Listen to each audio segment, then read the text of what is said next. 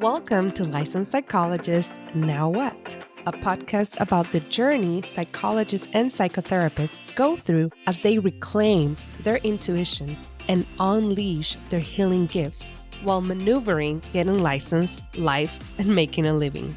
And although this podcast host and many of the guests are mental health professionals, the information provided is not meant to be a substitute for being diagnosed and treated by a licensed mental health, medical, and related professionals, or for supervision and/or consultation purposes. Hello, everyone, and welcome to another episode of Licensed Psychologist Now What? This is your host, Dr. Lidiana Garcia, and I am so excited today to have with you, in case you have not heard of her, Miss Asha Frost. Asha, I bumped into you, I think it was via Origin, and then you posted the offering around last fall for, what was it? It was the 7-day teachings. I don't remember right now the title of it, but it was that. And I felt so magnetized by Asha's offering and her gifts and her medicine that I was like, I need to get into this. And then I joined your membership and I was able to interact more with you.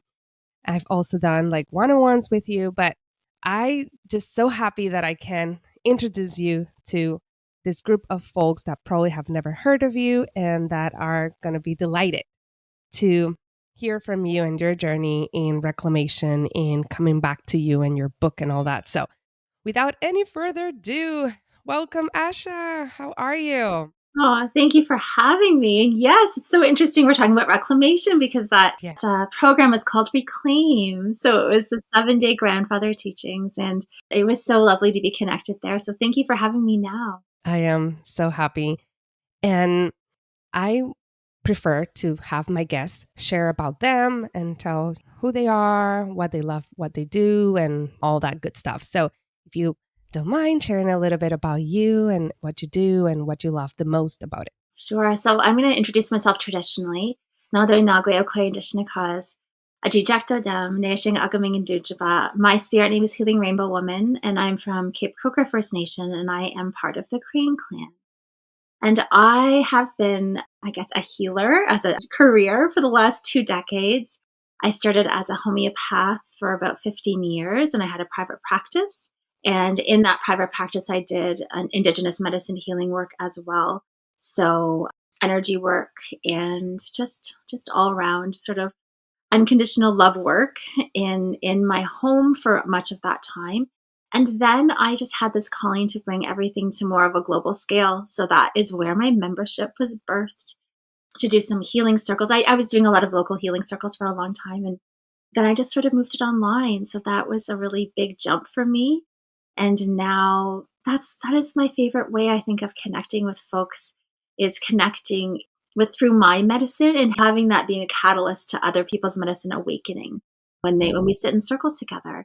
So my favorite part, I think, is seeing like the medicine light up in someone else who sits in front of me and seeing them understand that they have this divine connection and remember their creation story.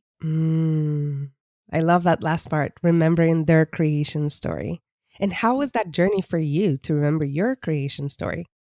Yeah, well, it was like a very profound awakening, I think. I was diagnosed with a chronic illness at 17 called lupus. And at the time, I was a typical teenager, so I wasn't really like, I wasn't meditating or doing any of those things at the time. And I got really sick. And when I got the diagnosis, the doctor said, well, you need this anti-malarial medication, this prednisone. And I tried it, and it made me even sicker. So then the call of my ancestors kind of awakened me at the time and called me back to what I've always known in my blood and my bones, that the earth could heal me. My spirit could heal me. I'd always had glimpses of that. Like I was a seer as a child and a dreamer. But there was just a disconnect due to, colonization and oppression, residential school trauma. But that was like a cracking open to bring me onto the path again of like remembering that I could heal myself and that I was here, I think, first and foremost to heal myself and then to step up and share that wisdom with others. So my creation story, I think, got remembered at 17. Mm.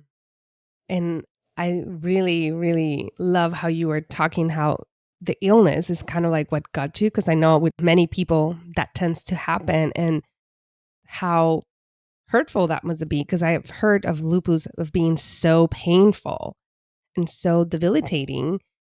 So still being able, I bet that happened later on. I don't know if it happened right away that you were like, ooh, awaking, but that journey, and it's still on, right? Because is lupus like a chronic, it has like flares and all that, right? Mhm. Yeah. Thank you for sharing. Yeah, it's I think the awakening continues, right? The evolution continues. It's something that I live with every day. It's something that I'd say there's lots of things that are happening in my physical body that I'm constantly reminded to come back to what's important and to come back to the teachings of that. And also, I think most recently, it's invited me into what could a life look like that was filled with joy and ease and grace? What could a body feel like that was connected to those things as well? And as an Indigenous woman, how do you step into the worthiness of that? So that's a big part of the work in the last couple of years. Mm. And what helps you to remember? Do you have like reminders, or what helps you to remember? So many things. I think honestly that the biggest part probably is looking into the eyes of my children because they just seem so connected still. You know, they have that light source, that divine essence and energy. And I know that they're going to carry on this legacy of, I wish for them that they live in a healed body, that they don't have to experience that pain. So I know that my work impacts that generational joy and ease. I believe that so much. So they are my first reminders. And then I'd say sitting with folks one on one is still my favorite thing to do. Even though I stepped away from my private practice, seeing the medicine that they carry somehow like shine out in the world, it reflects something back to me of who I am and how to come back to that every day, even amidst all of this wildness that's happening in our world right now. I still can see the light somehow. Yeah, it comes back to that always. Mm. So what I'm hearing is also that in moments like that you're forgetting, or you're like in a different, you keep on kind of going and working, and through the work, through spending time with your children and seeing that is what brings it back. Because a lot of folks have this idea that if they're not healed, they cannot do any healing, or if they're not like perfect or like in a really good function, that they cannot function. What are your thoughts about that? Yes, I hear that from a lot of folks too. Like, well, I'm not there yet. I haven't healed completely yet. Or, yeah, who am I to serve people when I am so messed up? And I just think that that comes from such an inherent shaming energy, like our shaming culture, that just says like you're not enough. You're not enough. And I believe that like I mean, I think about all the layers of stuff I've healed through and how much wisdom has come from that. Like it's enormous and how much I've been able to share through my teachings through the struggle and the pain. And I don't want to say that you have to go through that struggle and pain to be a good healer or to be perfect at anything. I think you can learn through joy and ease and grace too. But I do think you're never going to get there. And we only have this one life. So why not share now where you're at right now? You are going to be able to serve those who need you right now. I know this for a fact. There's been so many aspects of my evolution that I've served different groups of people, and it just always changes. So where we're at right now is going to serve so many people because they need your wisdom. Mm. And that is part of the reclamation, It is. of dismantling that internalized colonized belief Mhm. and oppressive belief that we're not good enough until we're X, Y, and Z. Yeah, Yeah. that's a huge thing to unweave from, I think. Like I don't think we realize how big that is for folks who identify as women and also folks of color. I think it's just like a big thing. It's like this collective ancestral energy that we're constantly bringing bringing consciousness to. I think that's my Mm. experience at least. Hmm. Yeah, this is bringing lots of memories, because how I was raised was very much of, we show our good side, and we're always like, not not like being fake, but we keep our secrets in the house, and when we're outside we have to behave. And it was like this pride that was integrated in the Puerto Rican families, that if your children would behave in someone else's home and they were not touching things and they were not doing things, that they were good kids. So like you kind of like just sit down and you don't even ask for water, you don't even ask for anything, you're just there. And there was that idea, and I feel like it was this standard of perfection that I mean, there's so much about that, especially with oppression and colonization and patriarchy and all that kind of stuff. But all that was internalized. And sometimes I feel like for healers or people that are in the world that I wanted to bring their medicinas or their medicines, that's one thing that holds them back, because then they go back to that memory of having to hold back, having to not, show their weaknesses. And then social media is another world that it's shifting, but there's still that idea of showing your good side and making it so beautiful and perfect and like contained. Yes. And like, yeah, I'm here to dismantle that, I think, and shake that up, because I think I was just speaking to somebody this morning about vulnerability and how, even though sometimes I've opened my heart really wide and felt very vulnerable, and maybe somebody has taken advantage of that or stabbed my heart or said something hurtful, I'd still want to walk in this way, in the world this way, versus walking with like a guarded, shielded heart, because maybe that's just something that's come with me in this lifetime. But I just know that the wider I can open my heart and stand in that in the world, at least I just know that I walked in my own truth, I guess, and as authentically as I could. So that's who I'm attracted to, at least. I'm attracted to those open-hearted beings. And I'm not saying we need to like dump our trauma over anybody. That's a very different Hmm. thing. It's like, but just like sharing some of those pieces that maybe we've been shamed for so long not to share and that we've hidden. Those pieces, I think, are allowed to be seen. Hmm. That's where shame gets kind of cleared, I think. Hmm. Yeah, that's the part that I always feel like one-on-ones have that limitation, because yes, I can be a sounding, safe space for clients and hear it. And I even tell them, I wish there was a group that you can share this, so that way you know that you're not alone, that there's so many other people that are sharing the same experience, but because you think you are the only one you have internalized, there's something wrong with you, as opposed to being like, this is part of the human experience after you've been through X, Y, and Z. Mhm. So, so important. Yeah. In terms of the obstacles, what would you say has been some of them? I'm even thinking like maybe some of the recent obstacles, or some of the ones that you felt that have been the hardest to overcome in your journey. Mm. Oh my goodness, there's so many. I think, what comes forward first as you ask that is belonging and fear of not belonging. I think as Indigenous people, we have that blood memory of belonging to a tribe or a First Nation, right? So it's like anything that seems to take you away from that belonging, whatever the narrative is of, I mean, we're not a monolith, but there are certain narratives of how Indigenous people need to show up and how they need to move in the world. There's a lot of projections and there's a lot of expectations. So I'd say it can be a stumbling block for me when I veer away from my authentic self, feeling like I need to show up as an Indigenous person in a certain way. And then I get Mm, anxious because I leave my core knowing to please that, whatever that narrative is, to belong. So, and that feeling of belonging only lasts for like a like or a little affirmation. It only lasts for 5 seconds, maybe, right? And then I'm searching for the yeah. next place to belong. So I've had to come back to that, like understanding that it's really within me. And I slip up all the time because everybody loves to belong, right? So I Mm-hmm. say that can come up a lot.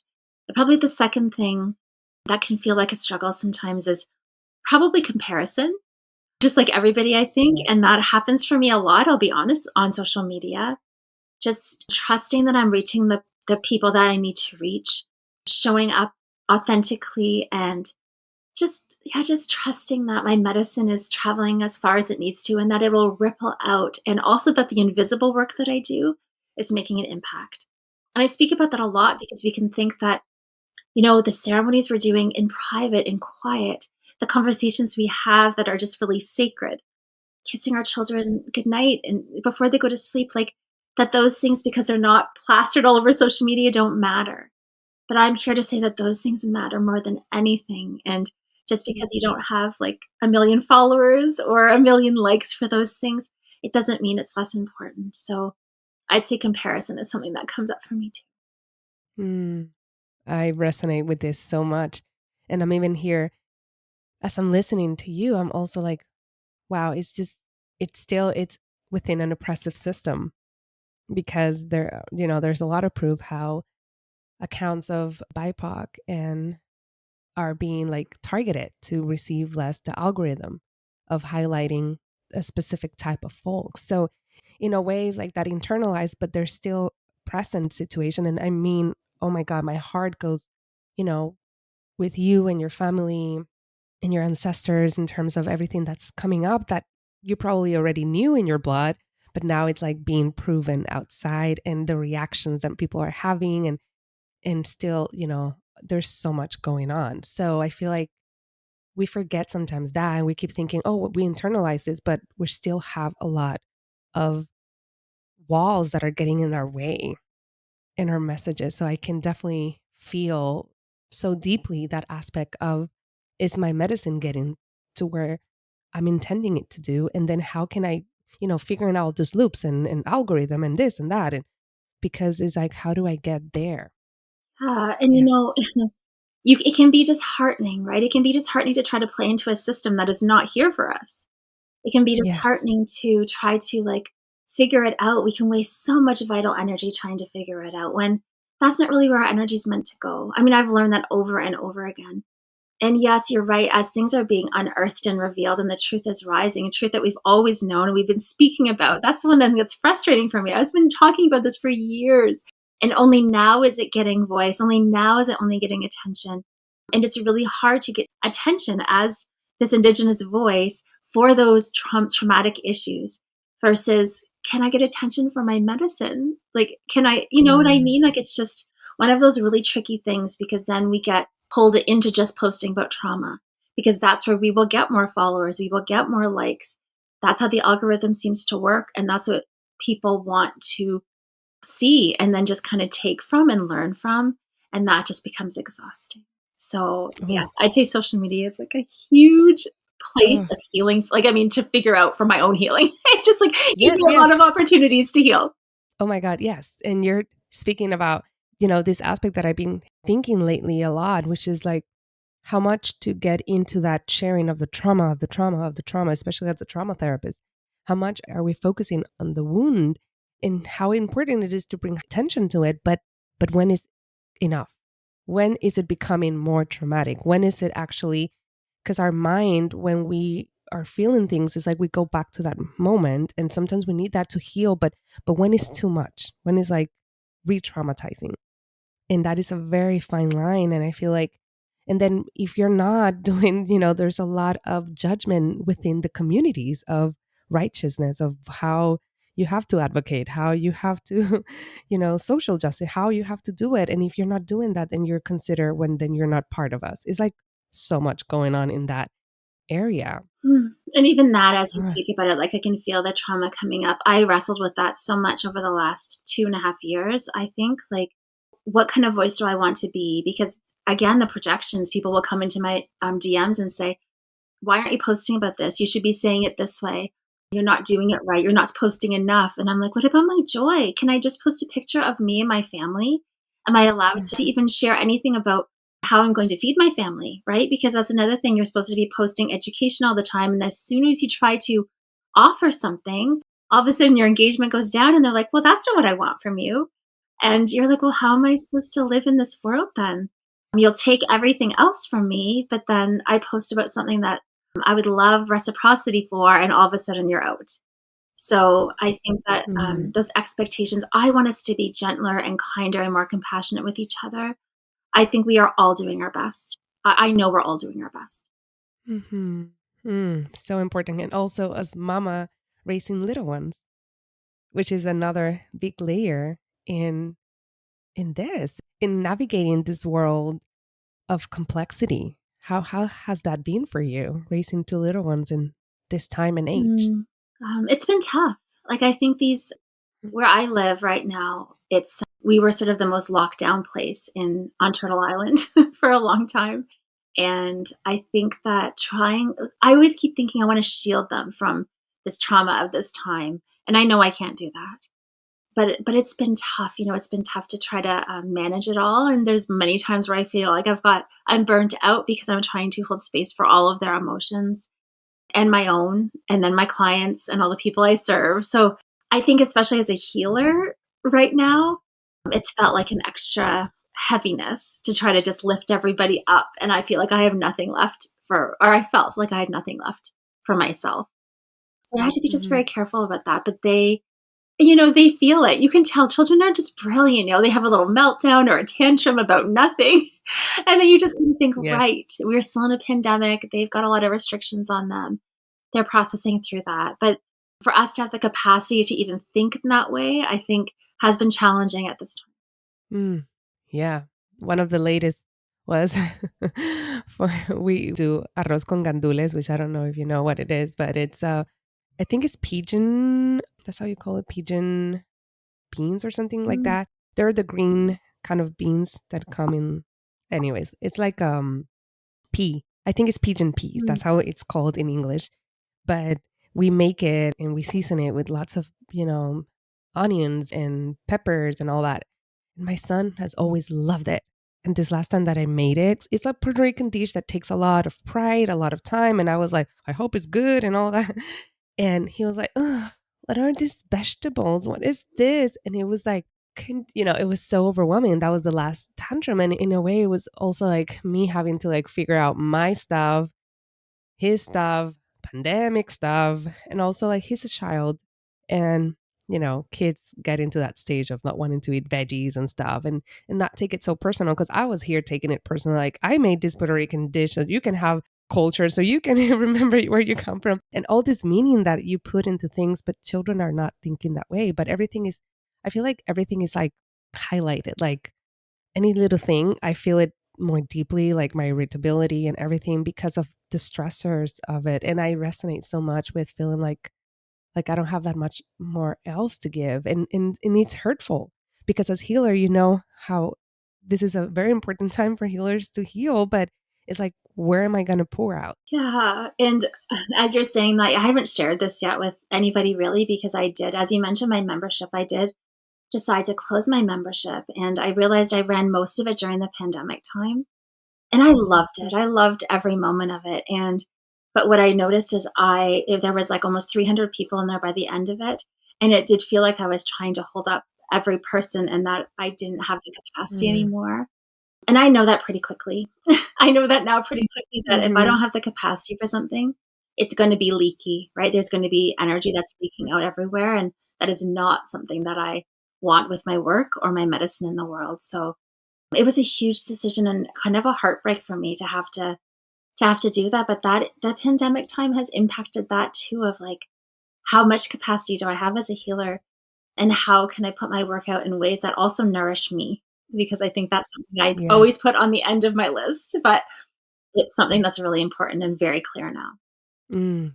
This is like, ooh, this is so juicy. Some people might say that word, but because yeah, and there's the grieving of it. I don't know if you're also experiencing, like, I have ideas and I'm like, oh my God, folks right now need this. Like, I specialize in trauma, I specialize in regulation, I can do this. And then it's like, what time?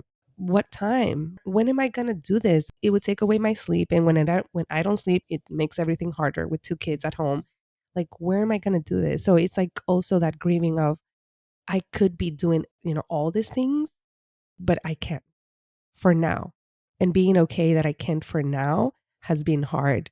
Sometimes I'm like avoiding and ignoring, like, whatever, but then I feel it. So then it's also like, okay, feeling the grieving that I don't have the support necessary for me to do this. And at the same time, knowing that that sense of urgency, it's part of that internalized colonization and oppression that I have, and that we're going to still need healing for many, many more years. So if I'm not right now in the front line, whatever that means, I'm in the front line at home, and then eventually I'll be able to serve, and being okay with that. But people expect that. And sometimes I get poked like, hey, why are you not doing this? Or somebody else kind of like sends me like, why are you charging so much? And why don't you have more sliding scale slots? And it's like, yeah. sending them their blessings and be like, yeah, I'm not going to have to share what's going on in my house, but it being okay with that. Yeah. And those are, I mean, that's the one of the hardest things to remember is people have no idea what's going on in our lives, right? And they just have all these Yes. expectations, which are their expectations, and we're allowed to disappoint them. I think giving ourselves permission for disappointing people is huge. But I think that, yeah, what you said, like about that internal like urgency, that can be a really big pushing point for me too, especially when I see others with children, other Mm-hmm. business women with children or business parents with children. And I think, oh my goodness, they have these young kids. How are they managing and doing all of this? Like, so I always compare myself to that. And I think I just don't have it in me to keep launching, keep pushing, keep doing all that. So that's something that I just know now. Instead of like shaming myself for it, I realize I'm actually not a marketer. That is like something I've had to, Mm-hmm. I'm not, that's not part of my medicine. That's not how I define myself in any way. I'm not a marketer. And I was trying to fit into that mold for many years. Mm. I love of just acceptance of what you're not. That is so profound. Instead of trying to fit the mold. Yeah, I resonate so much. And in terms of the light, in terms of what has been the most helpful for you during this time, can you share a little bit about that? Yeah. You know, what's so interesting. We're celebrating Hanukkah in our home this week. And there was something about lighting the candles this week that all of a sudden I felt a shift. Mm. Lighting candles is actually a ritual. It seems so simple, but I just finished my book too, and I lit so many candles writing it. But it's something that helps me keep me connected, I somehow, to the light. You know, fire and candlelight really helps me to stay connected from like a very visceral standpoint. And also I think I need to get outside. I need solitude time. It's very important to me. And with two little ones, it's really challenging. But I really realize that solitude time is important for me to clear everybody else's energy out of my field. I'm a projector in human design, so I soak up everything in my field. So I need to shake out a lot, and that helps me stay light. And also some somatic work. I feel like that is really helpful right now, like shaking, simple breathing, all of those things, again, to shake out stuff that's not mine, because that will really bog me down. That really feels heavy. And I realized about that myself too, acceptance that I'm a sponge. So I soak up a lot of things just effortlessly. They come into my field, and then I'll realize, why do I feel so depressed or heavy? And realize it's actually not mine to carry. So I do a lot of cleansing practices. Mm. Yeah. What are some of your favorite cleansing practices? Yeah. I mean, these are also simple. Salt bath every day. That is like my absolute everything. I have to have a salt bath every day. I use smoke medicine. I use sage every day in everything, in everything that I do. I'm always lighting some sage because that's just like really connected to my indigenous lineage. And I'd say like even going, I love to just get down on the earth. That helps me. Like if I'm feeling low, my therapist is so brilliant. He'll say, get lower. And so I get Mm. lower, and I try to get lower to the earth because that's what I feel like. I'm feeling low. I'm feeling down. Oh, your body wants to get lower. Okay. So I'll sink there. So those are probably the three things that I do the most every single day. I'd say I do all those things. I love it. And do you use Epsom salt or any other salt? I do my favorite thing, which I haven't used in a while, but I had like a big bin of it for a while, is magnesium flakes. I used to love those. I felt like they were so cleansing and healing. And I use pink sea salt like right now, mostly from gifts. Folks know that I love them, so they give me little Mhm. packages of sea salt, which is so brilliant. But I say that that is probably where most of my money goes into bath products. That's 'Cause awesome. Yes. it's the most thing. It's like my own little spa. And, you know, the kids walk in sometimes, they're Nerf guns and I saw stuff. a post that you did about it And and I was like, "Oh my god, it's so funny." Yeah, mine are always walking in in the bathroom as well. Yeah. I know. But as long as I get that cleared off, and I think again, it's that whole like energetic aura, like being really mindful. I have to be so mindful of, especially if I'm doing a circle and there's like 50 or 60 people there, like, what have I taken on? And just being really clear about my energy hygiene and staying clear on my own, because I can start to think, oh, like that idea, is that really belonging to me? Or is that something trying to pull me out of myself? And I love that I now know this, because I think before I just would shame myself and think, I don't know, think there was something wrong with me. Mm, I hear you. And can you share a little bit about your book? How was that journey? And yeah. Oh, yes. It was a long journey. It was longer than I thought it would be. There were so many steps. I went to the Hay House conference in 2019, and it was for the Diverse Wisdom initiative they were having. So there was a bunch of us that were writing proposals.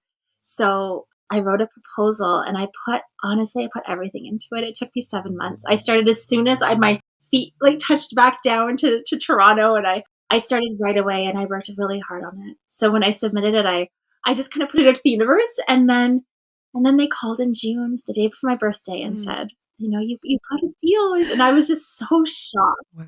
But it had been a dream for probably 20 years. So it was amazing. And then it's like really fascinating as you drop into the inspiration of what needs to be shared, because it really started to become about combining like lived experience with storytelling, and then a little bit of the teachings that we walk as Indigenous people in the world. But it comes back to that vulnerability and those pieces of healing that I've done, hoping that as I share, it invites people into their own healing.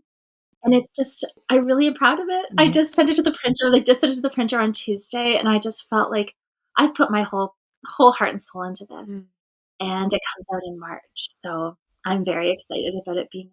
Yeah. And folks can pre order via your links. They'll be here in the show notes. So, oh, and I love your title. How do you come up with the title? You are the medicine.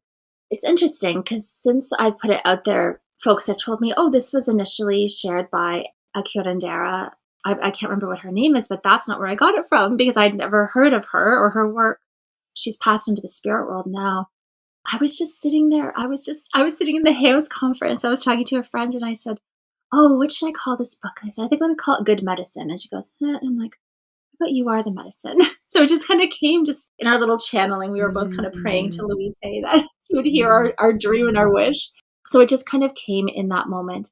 And I truly hadn't heard it anywhere else. But really, what it comes from is so many years of seeing doctors that I gave my power over to, having healers and teachers who I put on pedestals, who I handed my power over to again. Just learning in really, really, gosh, hard and challenging ways, because those things just fell apart or there was harm done, that it had to come back to me. I had to trust in my own knowing. That was the most important. So it really is like a little prayer to myself. mm.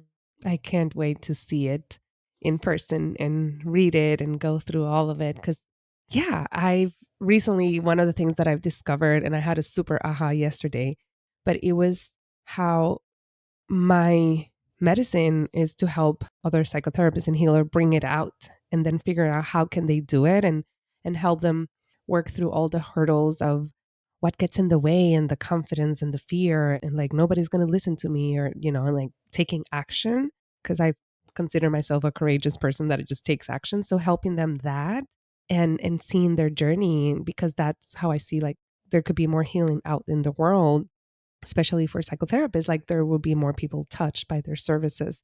So, yeah, it's always something, I mean, it's not always, it's something that recently I've been like very much. So, like listening about how I am the medicine and coming back again to the reclamation of who I am, regardless of all the labels and expectations people have put on me. I feel like, yeah, inspiring for me to come back to me. It's so amazing. And there's a better word. I just can't find it right now in English or even in Spanish, Mm. but it's like that knowledge, it's gold, especially for, folks of color that have been, their history has just been messed up with, because that's part of the oppression, not knowing who you are, where you come from, not knowing that.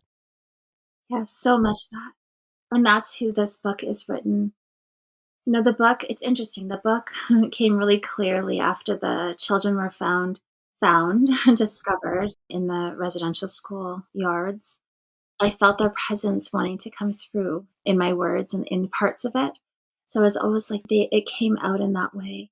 So I sort of also hope that it touches our child self, like those parts of ourselves that just were marinating in oppression and colonization that came here. I mean, we didn't choose that, right? We didn't choose to sort of be born into these systems. So I just feel like it's also a prayer to our inner children in that way, that somehow we can be free. Mm. I would love for us to. Mm. I receive that, and I bet the listeners are also receiving that. And yeah, we can be free. And we don't need to depend on others for us to be free within ourselves. And I know there are nuances about this. There's no generalizations. But yes, I feel like I can talk to you forever. So, but let's go into the fire round questions. So basically, I mean, it's just more like complete the sentence. My unique and special gift is To illuminate another's medicine. I am reclaiming. My freedom. I no longer subscribe to. Oppressive systems. Mm. If my ancestor would speak, they would say, I'm so proud of you. and my wish for you, meaning the audience, is That you remember your divine creation story and come back to that spark of who you are. so beautiful. So beautiful. Oh, Asha, thank you so much. So, where can the audience and get a hold of you in with boundaries as we're talking? How can they get some kind of access to you that it's respectful to you? Um, That's yeah. a beautiful question. Well, they can follow me on Instagram. I tend to try to respond to every comment that I can. And my website's ashafrost.com. But right now, because I don't have the membership anymore, so things are just like, Mhm. my book will be a portal into understanding a lot about everything we've spoken about. So that will be a little like window into some of the most vulnerable parts of my story in that way. But I'd love to see you on Instagram. I try to really build a community. Mm. Yeah. And you also mentioned that you're still doing one-on-ones and collaborate to do circles with other communities. And you also came out with a collaboration with the candle, which I need to get my hands on. Yeah. So I did. Yes, that is like it's called Masqua, which in Cree language is bear, and in Ojibwe it's Makwa, and it's for the winter solstice. So it is filled with just so much magic, and I would love to share that because that's beautiful. And there is an offering going to be coming in the new year. I'll share it secretly here. It's going to be called Thunderbird Rising for folks who want to spread their wings and step into their biggest magic.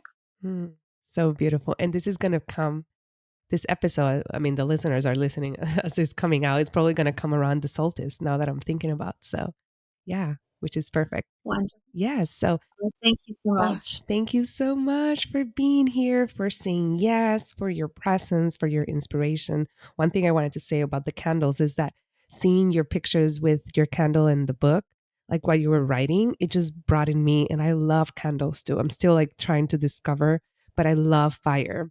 And there was one day that I almost burned. I have to be careful with it though.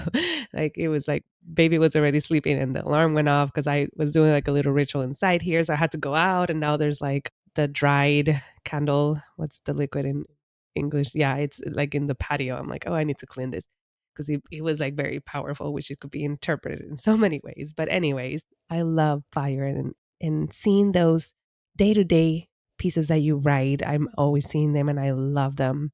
It just brings back the human part and more of that relatable. So just want to say thank you for that. And any last comment, thoughts before we wrap it up?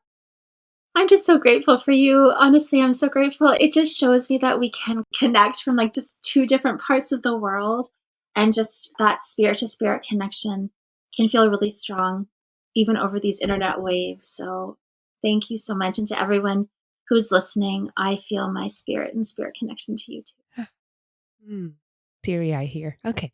Well, everyone, you know where to find Ash's information. We'll see you guys on the next time. Thanks for listening. Licensed Psychologist Now What? To make sure you don't miss any episode, make sure to subscribe via your favorite podcast player and to join our email list via our website. Lastly, I will appreciate if you would rate and review our podcast to help us reach more folks that can benefit from the information provided here. Until next time, bye-bye.